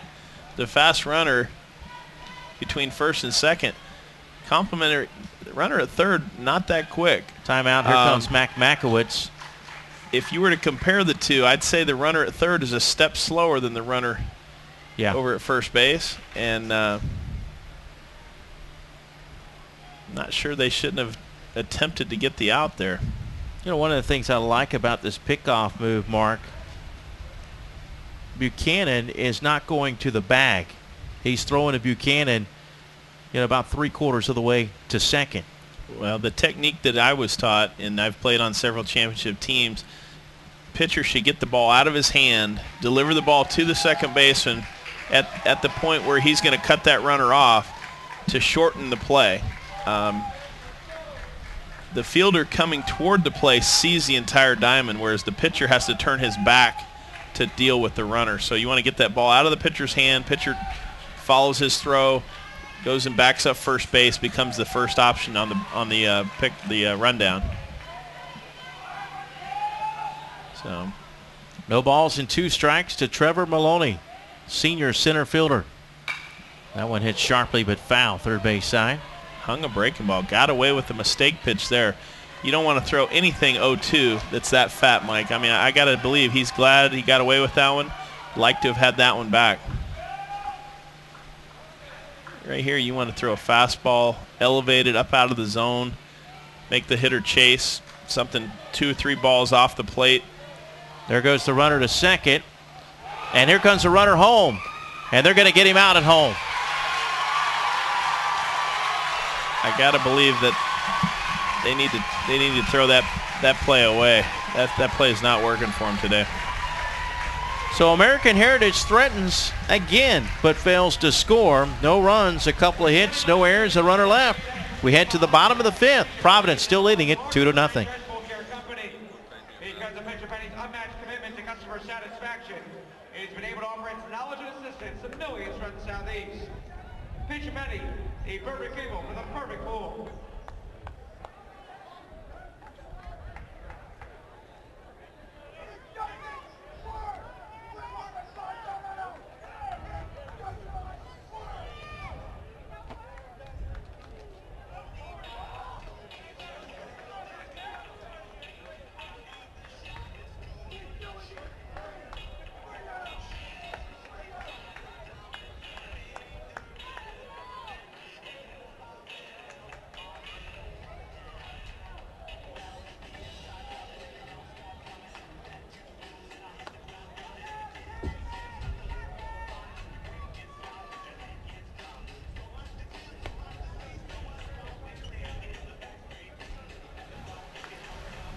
Welcome back. Mike Rideout, Mark Schanbach.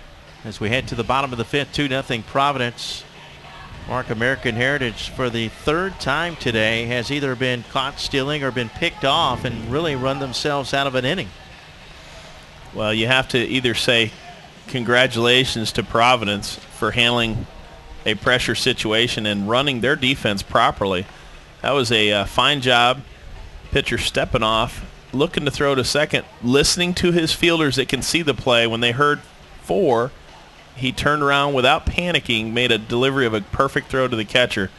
In my opinion, if those runners had been reversed, if you'd have had the faster runner, Dix, at third, then that play might have gone totally different. You know, when you have the burner on at third, that's when that play works best. They call it the early steal play, where you're trying to create some havoc with a rundown situation. Providence handled it without any fail. 9-1-2 coming up here in the bottom of the fifth inning. Mac Wilson, Christian Dix, and Mitch Buchanan. Wilson 0 for 1 with a strikeout. Grounded to Shepard at second. 1 pitch, 1 out. Providence with a couple of runs on 2 hits. There were also 2 walks in the third inning, and that's been the difference in the game so far. Here's Dix, who has walked twice today and scored once. He was picked off in the first. Well, Dix, the other leadoff Stallion, I was referring earlier to Hardaway. Seymour. Hardaway. Anthony Hardaway stuck in my brain. Right. Anthony Seymour was the runner at first base last inning that tried to create the rundown. Big cut there, swing and a miss by the Florida signee, and the count evens at 1-1. From what I understand, Christian Dix is going to the University of Florida to play baseball, but he may try to walk on to the football team. He does play football for Providence. 1-1 pitch is inside, and it's 2-1. With his speed, you would think they could find a spot for him. Well, there's speed, and then there's football speed. So this is true, and there's also the issue of, is your baseball coach going to let you play football? There have been some guys that have played 2 sports at Florida. Gavin Dickey comes to mind. He played baseball and football in Tallahassee.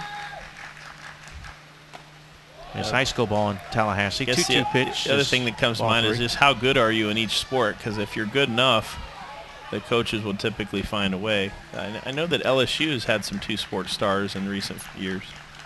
The 3-2 pitch is up high for ball 4. So for the third time today, Christian Dix has drawn a walk. 3 of the 4 walks issued, in fact. He has yet to try to steal on the left-handed move. They've elected to bunt him over. Silva with 5 strikeouts and 4 walks. Here's Mitch Buchanan, who has walked and struck out. Goes the opposite way to right field. Seymour, though, got a good jump on it. Tracks it down for the second out of the inning.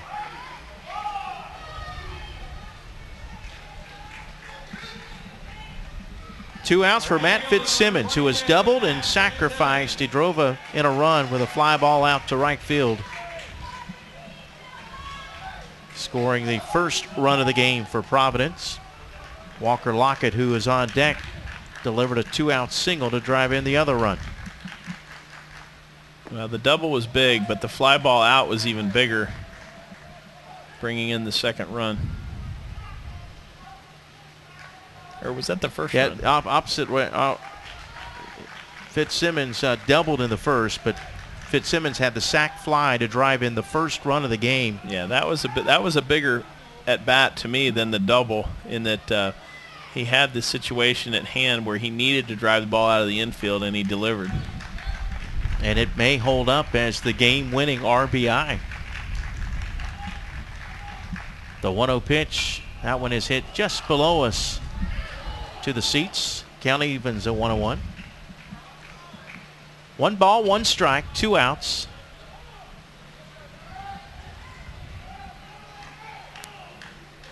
Outfield straight away. Other than the first baseman holding the runner on, rest of the infield is back.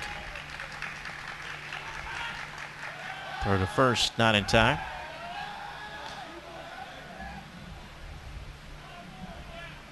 Class 3A state championship game from Port St. Lucie.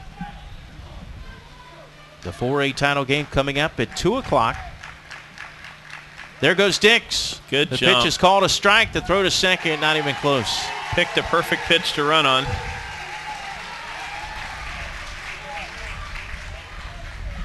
Count now 1-2. So Dix in scoring position with 2 outs. Can Providence get another timely hit? Yeah, big 2-out steal right there. There he goes. Well, he acted as if he was going to third. That one is hit out in the center field. It's Nice a diving catch by Maloney. If he doesn't make that catch, Providence scores another run. That's the second fine catch we've seen in just 2 days for Maloney. In the inning, no runs, no hits, no errors, a walk, and 1 was left on base. We head to the 6th inning. American Heritage will send up 2, 3, and 4 when we come back. American Heritage, Delray, nothing. To purchase photos from the 2012 FHSAA Baseball Finals, visit Glossy Finish Photography on the World Wide Web at fhsaa.glossyfinish.com. You can then order prints and posters of the players online. But why wait? Find a Glossy Finish brand ambassador in a red vest, and they can make sure your favorite player has a photo taken. Glossy Finish, official photographer of the FHSAA Finals.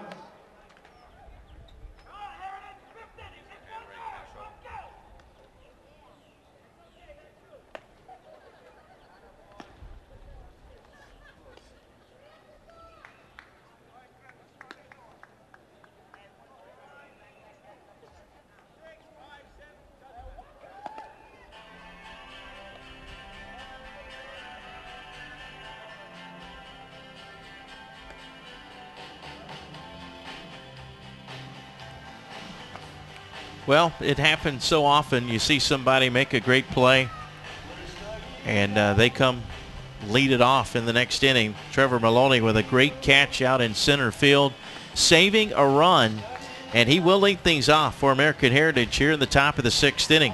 2, 3, and 4 coming to the plate against Walker Lockett. The South Florida signee has allowed no runs on 5 hits, even though the Stallions of American Heritage have out-hit Providence. They trail in the most important category, that first column, the runs column. Well, Maloney was at the plate. Maloney was at the plate when the runner was thrown out, coming from third base on the double steal. So he'll get a redo here. A couple of runners picked off, another caught stealing. And now they're down to their final 6 outs offensively, so runs are at a premium today, as we said that we thought it would be with these 2 Division I pitchers in the All Stallions final. Maloney 1 for 2 today. He's a senior. The 0-1 pitch. Good pitch from Lockett, and Maloney chased it out of the strike zone. Good changeup. It's 0-2. Lockett looking for his 4th strikeout of the game. The 0-2 pitch. Swing and a miss. Well, if you're going to chase it, let's see if you'll chase it again. That pitch right there looked like a little cutter or slider.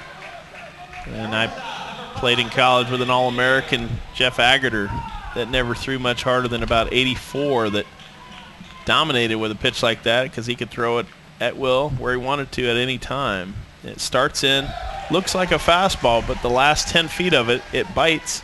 Maybe only moves 6 inches, but it's just enough to create either poor contact or no contact.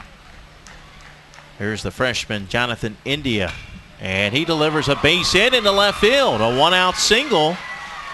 And once again, the tying run will come to the plate. And his second base hit of the night. In fact, back-to-back hits. He also singled in the fourth.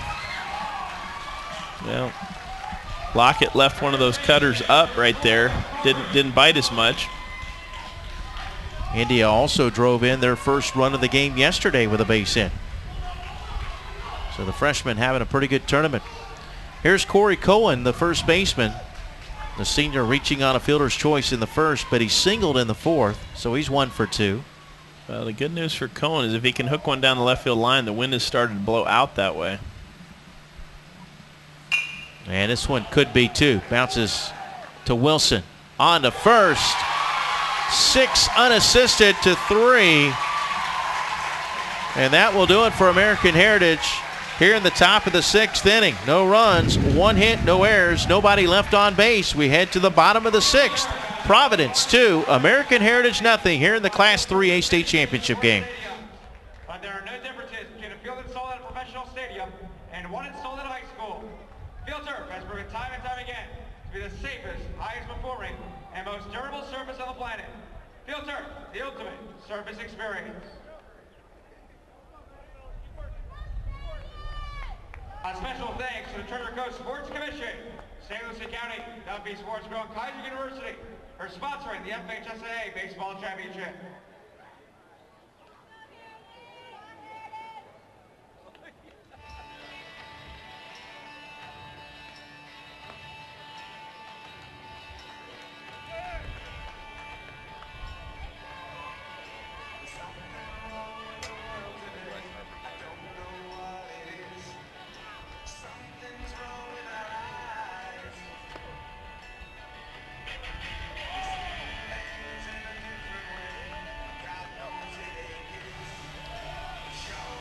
Well, pitching, defense, and timely hitting is what it takes to win a championship. Providence has gotten all 3 today. Yep. Pitching, check. Timely hitting, check. Defense, check. Probably check plus. They've had some double plays. They've picked some runners off. Thrown out a runner, caught stealing. And despite being out hit 6-4, they lead it 2-0 as we head to the bottom of the 6th inning. You know, Mike, I wonder with the impending weather coming, I don't see the 2 teams getting ready to play next, but whether or not they're going to be told, hey, be ready to go. We're gonna turn this thing around quick like they did last night. Yeah. And have a short window between games. It may only be 20 minutes between games. Well, Providence will get to try to add to their lead, and then they'll be looking to get the final 3 outs of the game themselves. Walker Lockett will lead things off. He drove in a run with a base hit to center field with 2 outs in the 3rd. That was a big insurance run, but they would like to get another one.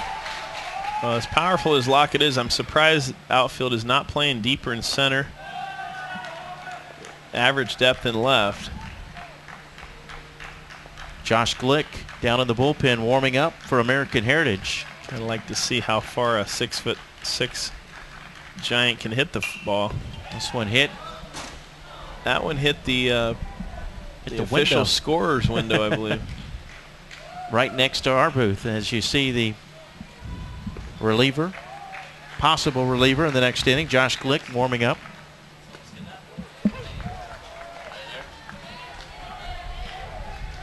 And went right next to our booth. We haven't gotten one in our booth all week long.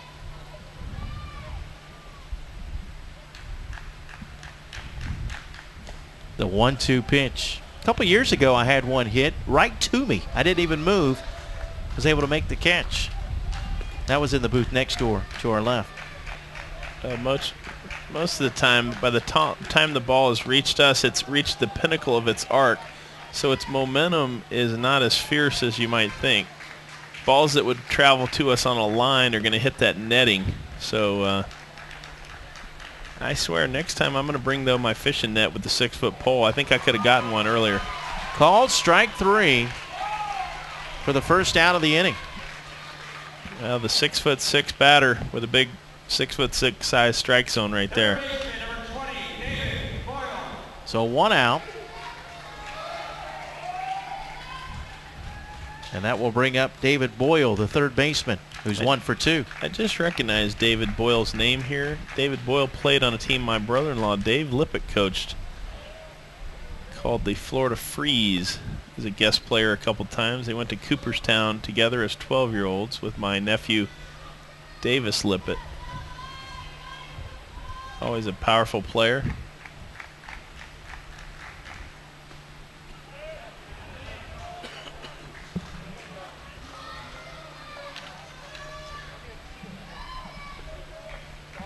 2-0 to Boyle, a sophomore.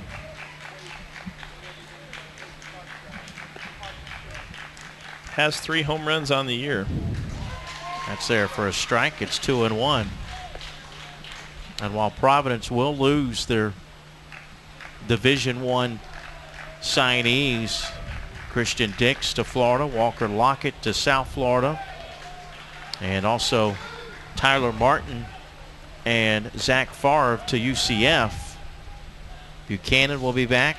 Fitzsimmons, Boyle, Brooks Lockett, Casey Cribb, Mac Wilson. The 3-1 pitch is high for ball 4.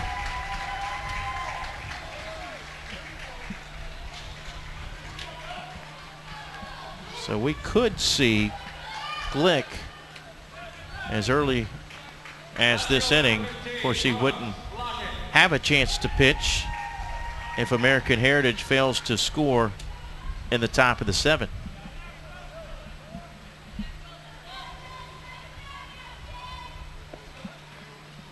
Brooks Lockett 0 for 2 with 2 strikeouts. The 1-out pitch called a strike.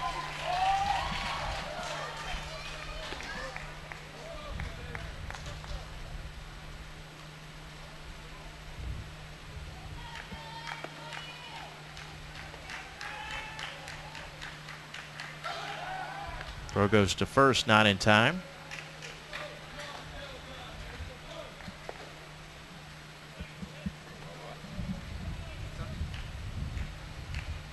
One out, one on here in the bottom of the 6th inning. The pitch to the freshman. They call a balk.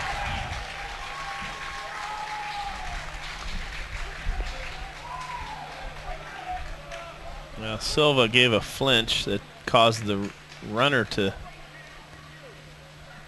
lurch back toward the bag, but delivered to the plate. So umpires felt like that was an irregular movement, calling a balk.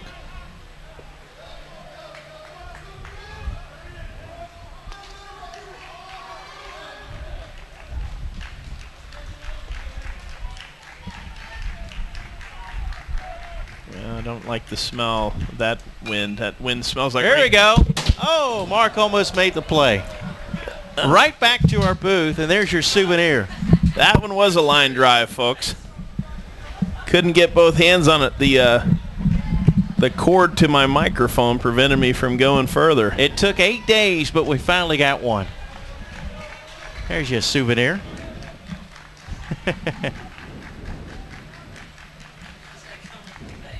The 0-2 pitch misses for ball 1, 1-2. Did not hit any gear. 1 ball, 2 strikes, 1 out. Boyle at second base, 2-0 Providence here in the bottom of the 6th inning.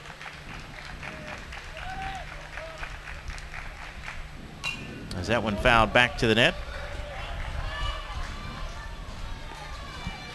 Mark tried to make the catch, but he couldn't make it. That thing was hit pretty sharply, though. Got hung up. My cords connected to my headset prevented me from going that extra inch to reach it. It went off the fingertips.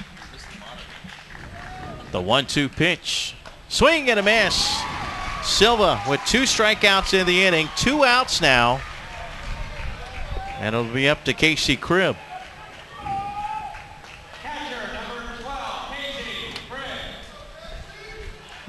Baden, the official baseball of FHSAA championships.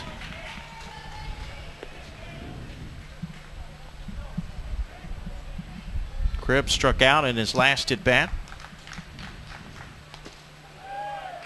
Takes the ball. The sophomore also grounded into an inning-ending double play in the second.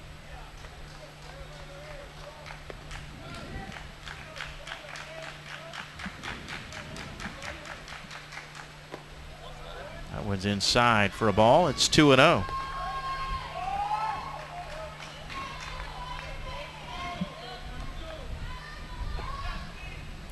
Had a little bit of everything in this ball game, from birds walking on the field during the play, foul balls up in the booth. Providence looking for that insurance run to add to their 2-run lead.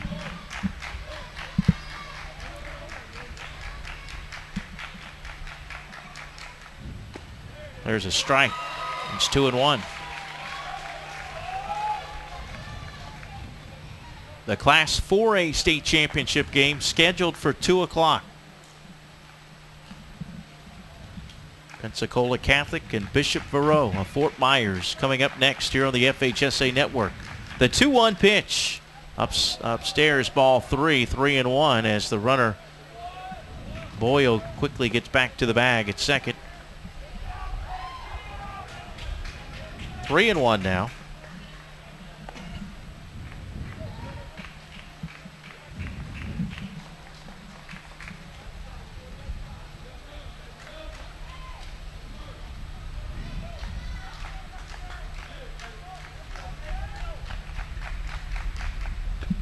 Called strike. 3-2. Sneaking a peek to the 7th. American Heritage will send up 5, 6, and 7. The 8th grader, the freshman, and a senior.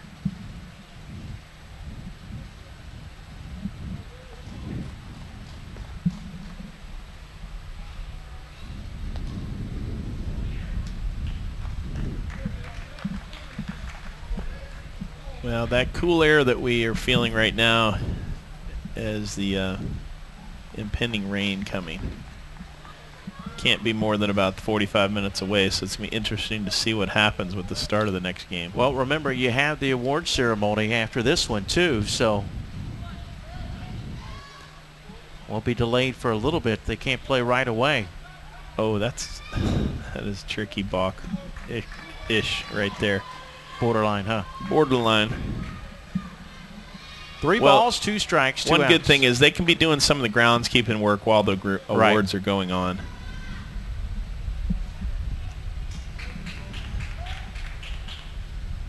The biggest turnaround is getting the umpires in ready, and they probably have a crew ready to go. But getting the field maintenance prepped.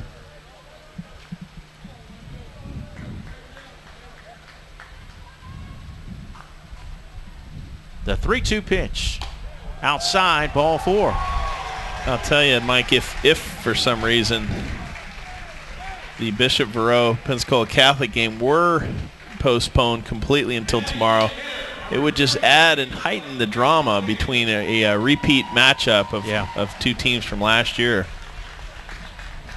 Courtesy runner at first base. There you see Jay Prather, a sophomore. That wind gusting now out to left as we get another shift in the wind. Here's Dylan McNulty, the designated hitter, who had a base hit in the 3rd inning.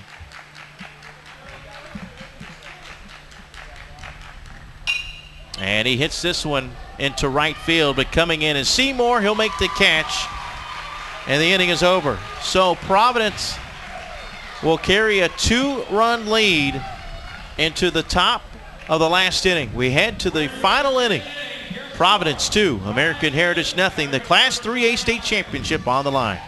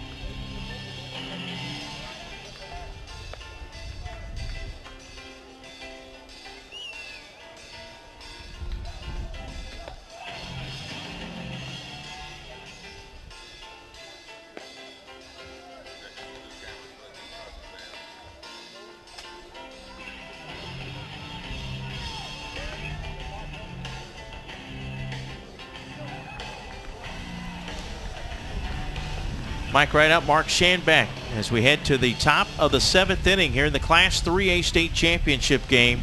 2 runs, 4 hits, 1 error for Providence of Jacksonville. No runs, 6 hits, no errors for American Heritage of Delray Beach. Last hope.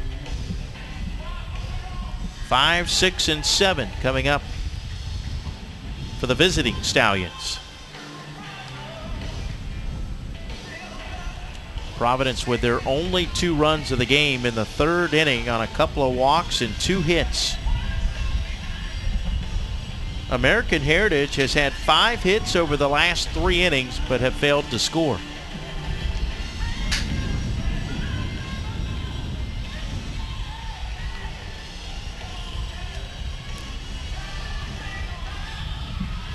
Well, big Walker Lockett still on the hill, looking to finish the business he started. They always play in the last half inning Van Halen's Right Now, because it's all about right now. Nothing else matters. Means everything. Corners up on the grass. The first pitch is a breaking pitch, called a strike. Connor Power hit one to Lockett. Tapped out 1-3, and then Outfield also shallow in center. he had the interference play in the 4th on a ball hit down the first base line. Well, we have other sources claiming that the ball did strike the runner's foot on his way out of the box in fair territory. The 1-1 pitch. This one's bounced over to second. Buchanan is there, on to first. Providence 2 outs away from their 2nd state championship in baseball. Will this be their first in 4A, or? Yeah, they won the state championship in, this will be 3A, but this would be their first in 3A. They won in 2A. That's right.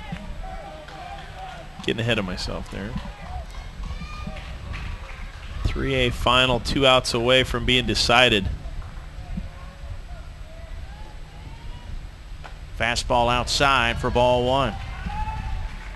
And again, both corners in the grass. Not going to allow any. They're going to have to earn their base hits. Not going to allow any cheap bunts. 1-0 pitch, taken outside, ball 2, 2-0. Center fielder shallow, shaded around toward right. Right fielder playing shallow as well. No bloop's going to fall in.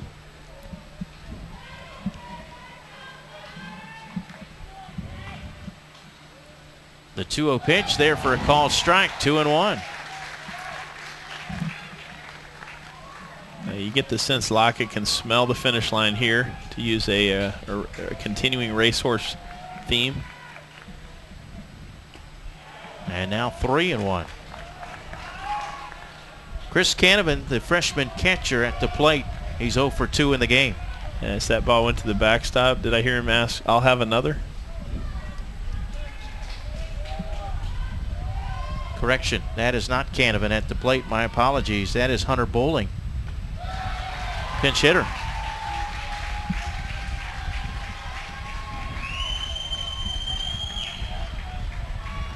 Now 2 strikes.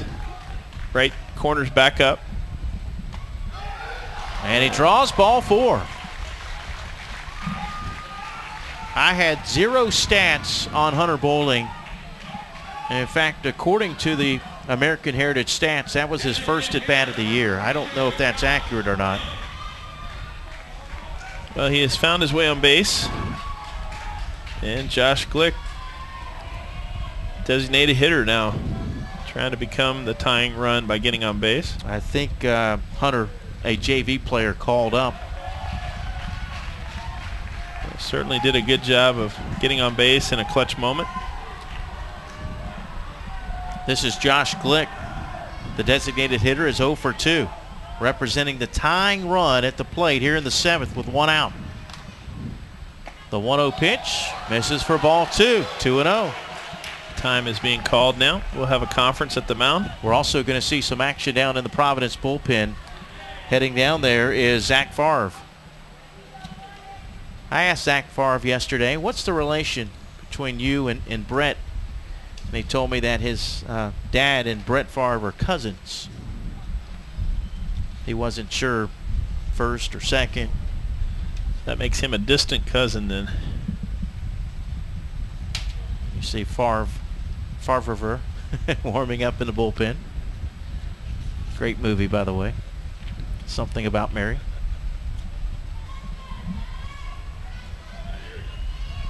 Two balls and no strikes to Glick. Well, some wisdom imparted there at the mound. A chance to break the tension, set the stage, and say, let's go after this hitter. Nobody walks on base here.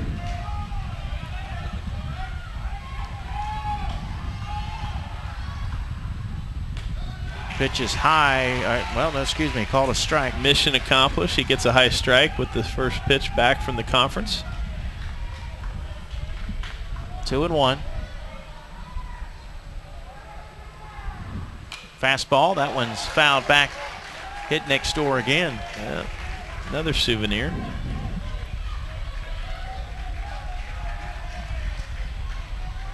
And 2 strikes on Josh Glick. Grounded left side. This could do it. To second for one. Back to first. Double play, and the Providence Stallions are the Class 3A state champions. And the dog pile happens. Did you say they won it last year? No, they won it in 2008. They were state runners-up in 2009. Okay. And for the second time in 5 years, they are crowned champions this time. So these Class Stallions, 3A. these Stallions do have the right to say, I'll have another. In the inning, no runs, no hits, no errors, a walk, and no one left on base. Your final line total: 2 runs, 4 hits, 1 error for Jacksonville Providence. No runs, 6 hits, no errors for American Heritage of Delray Beach. American Heritage's record ends at 22-8, but they are state runners-up. Meanwhile, your state champions, Providence, finishes with a 20-game winning streak. They end the season at 27-5, and they are your Class 3A state champion. If you would like to purchase a DVD of this broadcast or any other, go to FHSAAsports.com. That's FHSAAsports.com. A reminder that the 4A title game is coming up next at 2 o'clock. Until then, for my broadcast partner, Mark Shandback, and for our entire crew, including our producer, Keith Gamble, I'm Mike Rideout. This has been a production by Play On Sports. Stay tuned. The award ceremony coming up next. Once again, the final score: Jacksonville Providence 2, Delray Beach American Heritage nothing. Providence, your Class 3A state champion. Once again, Mike Rideout saying so long for now from Digital Domain Park here in Port St. Lucie.